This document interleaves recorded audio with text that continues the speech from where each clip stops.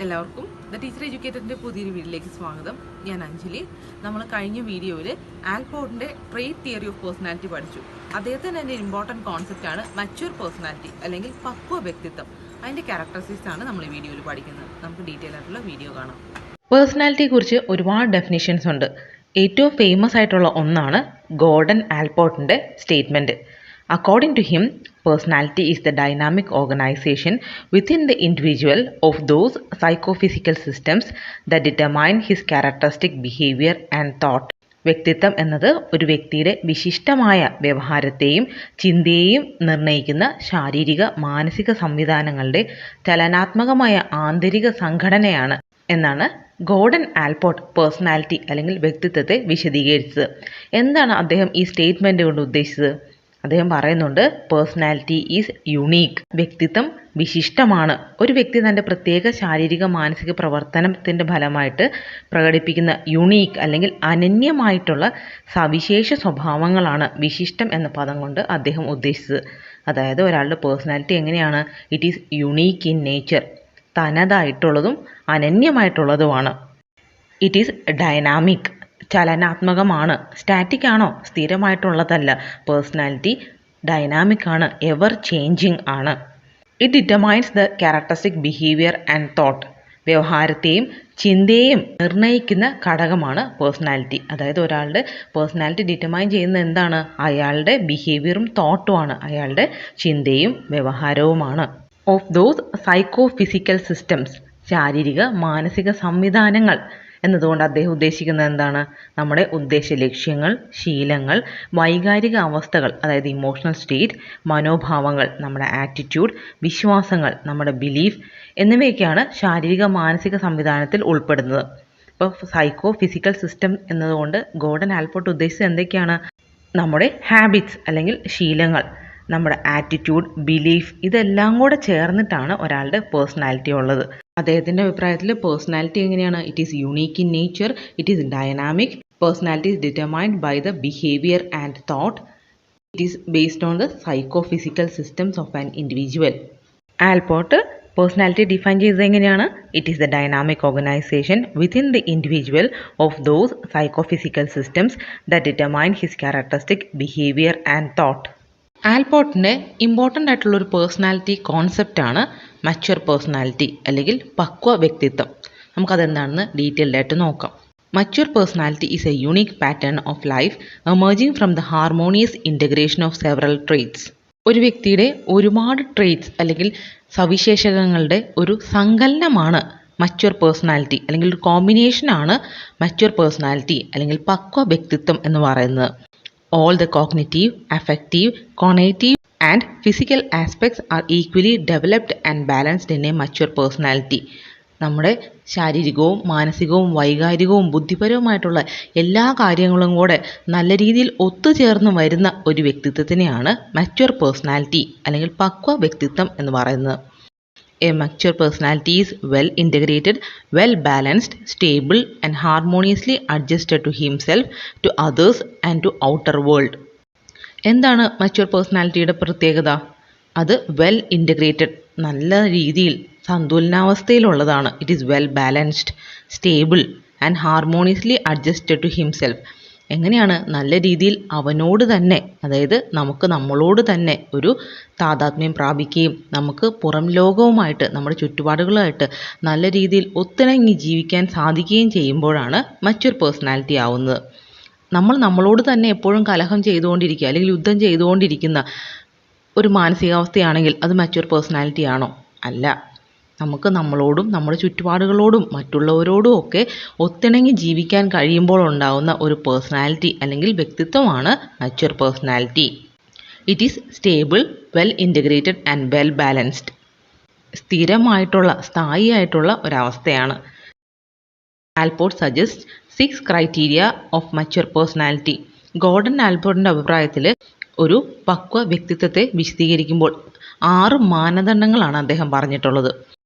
They are sense of self, വിപുലീകൃത അഹം, cordiality, ഊഷ്മള ബന്ധങ്ങൾ, ഇമോഷണൽ സെക്യൂരിറ്റി, ആത്മസന്തുലനം, റെക്കഗ്നിഷൻ ഓഫ് ഔട്ടർ റിയാലിറ്റി, യാഥാർത്ഥ്യ ബോധം, സെൽഫ് ഒബ്ജക്റ്റിഫിക്കേഷൻ, ആത്മധാരണ, a unifying philosophy of life, ഏകാത്മക ജീവിത ദർശനം. ഈ 6 ക്രൈറ്റീരിയ അല്ലെങ്കിൽ മാനദണ്ഡമാണ് മച്യൂർ പേഴ്സണാലിറ്റിയെ ഡിഫൈൻ ചെയ്യാൻ അദ്ദേഹം പറഞ്ഞിട്ടുള്ളത്. ഏതൊക്കെയാണ്? Sense of self, cordiality, emotional security, recognition of outer reality, self objectification and a unifying philosophy of life. നമുക്ക് ഇത് ഓരോന്നും എന്താണെന്ന് നോക്കാം. First one, sense of self, വിപുലീകൃത അഹം. A mature person possesses an extended self that allows him to transcend the self-centeredness of childhood and to identify with the concerns and problems of others. ഞാൻ, എനിക്ക്, എൻ്റേത് മാത്രം എന്നുള്ള ചിന്തയിൽ നിന്ന് മാറി മറ്റുള്ളവരുടെ താല്പര്യങ്ങളും ക്ഷേമവും തൻ്റേതിനോടൊപ്പം തന്നെ പരിഗണിക്കുന്ന വിശാല ചിന്തയ്ക്കാണ് സെൻസ് ഓഫ് സെൽഫ് എന്ന് പറയുന്നത്. അതായത് ഒരു സെൽഫ് സെൻറ്റേർഡ്നെസ് ഉണ്ടല്ലോ കുട്ടിക്കാലത്ത്, എൻ്റേത്, എനിക്ക് മാത്രം, എല്ലാം എൻ്റേതാണ്, ഞാൻ കഴിഞ്ഞിട്ട് മാത്രമേ എല്ലാ കാര്യങ്ങളും ഉള്ളൂ. ആ ചിന്തയിൽ നിന്ന് മാറി മറ്റുള്ളവരും എന്നെപ്പോലെ തന്നെ പ്രധാനപ്പെട്ടതാണെന്ന് ചിന്തിക്കുന്ന ആ ഒരു ക്രൈറ്റീരിയ അക്വയർ ചെയ്ത അതാണ് mature personality, a sense of self, വിപുലീകൃത അഹം. അടുത്തത് കോർഡിയാലിറ്റി, ഊഷ്മള ബന്ധങ്ങൾ. The mature personality manifests a warm relationship with others that allows him to love them for their own sake as well as for his own. മറ്റുള്ളവരുടെ ശ്രദ്ധയും ആദരവും നേടിയെടുക്കുന്ന തരത്തിൽ ആരോഗ്യകരമായിട്ടുള്ള ബന്ധങ്ങൾ വളർത്തിയെടുക്കാൻ കഴിയുന്നതാണ് മച്യൂർ പേഴ്സണാലിറ്റി. അതായത് നമുക്ക് അവരുടെ താല്പര്യങ്ങളും അവരുടെ ഇഷ്ടങ്ങളും ഇഷ്ടക്കേടുകളും ഒക്കെ പരിഗണിച്ച് നല്ല രീതിയിലൊരു റിലേഷൻഷിപ്പ് അല്ലെങ്കിൽ ഒരു ബന്ധം മറ്റുള്ളവരുമായിട്ട് ഉണ്ടാക്കിയെടുക്കാൻ സാധിക്കുമ്പോഴാണ് മച്യൂർ പേഴ്സണാലിറ്റി ആവുന്നത്. കോർഡിയാലിറ്റി, ഊഷ്മള ബന്ധങ്ങൾ സ്ഥാപിക്കാനുള്ള കഴിവ്. അടുത്തത് ഇമോഷണൽ സെക്യൂരിറ്റി, ആത്മസന്തുലനം. Ability to tolerate frustration and ability to withstand the problems and fears of daily life. നമുക്ക് നിത്യജീവിതത്തിൽ ഒരുപാട് മാനസിക സംഘർഷങ്ങൾ അനുഭവിക്കേണ്ട അവസ്ഥയുണ്ട്. ഇതിനെയൊക്കെ നല്ല രീതിയിൽ കൈകാര്യം ചെയ്യാനും നമുക്ക് മുന്നിലുള്ള പ്രശ്നങ്ങളെ നല്ല രീതിയിൽ സോൾവ് ചെയ്യാനും ജീവിതത്തിലുണ്ടാകുന്ന ഭയങ്ങളെയൊക്കെ നേരിട്ട് അതിനൊക്കെയുള്ള പരിഹാരങ്ങൾ കണ്ടെത്താനും കഴിയുമ്പോഴാണ് മച്യൂർ പേഴ്സണാലിറ്റി ആവുന്നത്. നമ്മുടെ നിയന്ത്രണത്തിലല്ലാത്ത കുറേ കാര്യങ്ങൾ നമ്മുടെ ചുറ്റുപാടുകളിലുണ്ട്. ആ അവസരങ്ങളിൽ പോലും ഓവർ ഇമോഷണൽ ആവാതെ അതിവൈകാരികമായിട്ട് പ്രകടനങ്ങളൊക്കെ നടത്താതെ പ്രശ്നങ്ങളൊക്കെ ഉണ്ടാകുമ്പോൾ നമുക്ക് നമ്മളെ തന്നെ നിയന്ത്രിക്കാൻ കഴിയുമ്പോഴാണ് മച്യൂർ പേഴ്സണാലിറ്റി ആവുന്നത്. ഇമോഷണൽ സെക്യൂരിറ്റി, ആത്മസന്തുലനം. നമുക്ക് നിയന്ത്രിക്കാൻ പറ്റാത്ത ഒരുപാട് കാര്യങ്ങൾ നമ്മുടെ ചുറ്റും നടക്കുന്നുണ്ട്. അപ്പോഴൊക്കെ പൊട്ടിത്തെറിച്ച് വൈകാരികമായിട്ട് പ്രതികരിക്കാതെ നമുക്കൊരു സ്റ്റെബിലിറ്റി അല്ലെങ്കിൽ ആത്മസന്തുലനം കാത്തു സൂക്ഷിക്കാൻ കഴിയുമ്പോഴാണ് മച്യൂർ പേഴ്സണാലിറ്റി. അടുത്തത് റെക്കഗ്നിഷൻ ഓഫ് ഔട്ടർ റിയാലിറ്റി, യാഥാർത്ഥ്യബോധം. Mature personalities are realistic in their judgement of people and situations and they are in touch with the real world. നമ്മുടെ സമൂഹത്തിൽ നടക്കുന്ന കാര്യങ്ങളെയും പ്രതിസന്ധികളെയും ഒക്കെ ഒരു യാഥാർത്ഥ്യബോധത്തോടെ കൈകാര്യം ചെയ്യുന്ന അവസ്ഥയാണ് റെക്കഗ്നിഷൻ ഓഫ് ഔട്ടർ റിയാലിറ്റി എന്ന് പറയുന്നത്. നമുക്ക് ചുറ്റും എന്നും ഒരുപാട് കാര്യങ്ങൾ നടക്കുന്നുണ്ട്. അതിനെ ഒരു റിയാലിറ്റി അല്ലെങ്കിൽ ഒരു യാഥാർത്ഥ്യം എന്താണെന്ന് തിരിച്ചറിയാനുള്ള കഴിവുണ്ടാവണം. സത്യമേത്, അസത്യമേത്, നല്ലതേത്, ചീത്ത ഏതെന്നൊക്കെ തിരിച്ചറിയാൻ പറ്റാത്ത എന്നും വിശ്വസിക്കുന്ന ഒരു അവസ്ഥയാണെങ്കിലോ അത് മച്യൂർ പേഴ്സണാലിറ്റി അല്ല. എന്താണ് റിയാലിറ്റി എന്ന് തിരിച്ചറിയും അതിനനുസരിച്ച് പ്രവർത്തിക്കുകയും ചെയ്യുമ്പോഴാണ് മച്യൂർ പേഴ്സണാലിറ്റി ആവുന്നത്.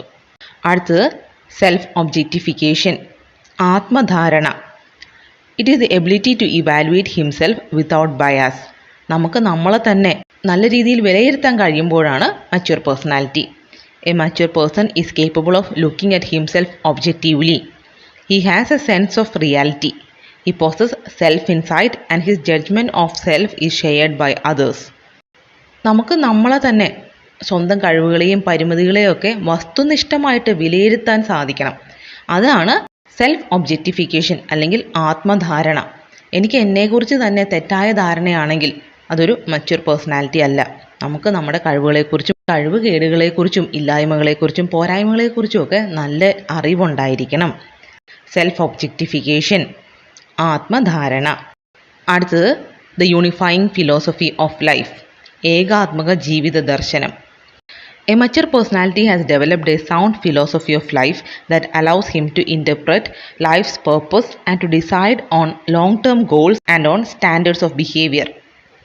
സ്വന്തം ജീവിതാനുഭവങ്ങളിലൂടെ ആത്മസംതൃപ്തിക്കനുസരിച്ച് വികസിപ്പിച്ചെടുത്ത അംഗീകൃതവും ഏകാത്മകവുമായ ജീവിത ദർശനം പുലർത്തുന്നതാണ് a unifying philosophy of life എന്ന് പറയുന്നത് ഏകാത്മക ജീവിത ദർശനം.